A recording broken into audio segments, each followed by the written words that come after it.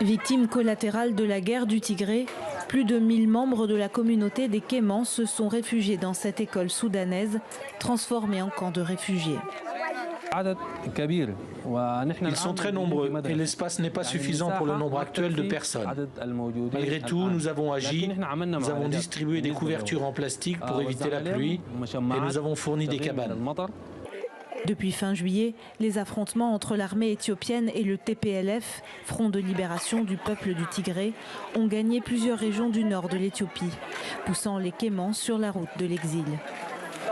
Prise en étau entre le peuple Amhara, qui combat aux côtés de l'armée éthiopienne, et les Tigréens, ils payent cher leur indépendance.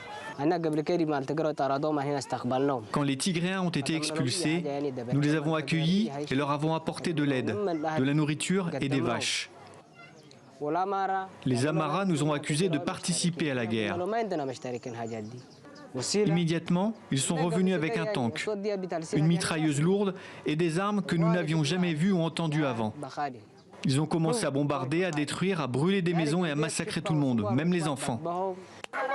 Le gouvernement régional de l'Amhara nie toute persécution des Kémans et affirme que les réfugiés sont des partisans du TPLF. Selon les Nations Unies, les combats ont déjà déplacé près de 200 000 personnes.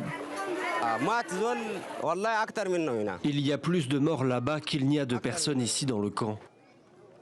Le Premier ministre, Abiy Ahmed, a dit que l'Éthiopie n'était pas notre pays et que nous devions retourner chez nous. Mais notre pays, c'est l'Éthiopie. Où devons-nous aller ? Pour certains réfugiés Kémans, les Amharas utiliseraient le conflit du Tigré pour prendre le contrôle de nouvelles terres. Un moyen de se débarrasser des Kémans et des Tigréens en même temps.